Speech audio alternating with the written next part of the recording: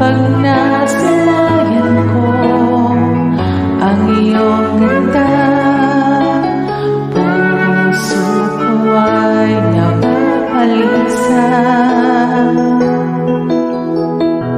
At pag ika'y katabi, ako'y di mapakali. Walang ibang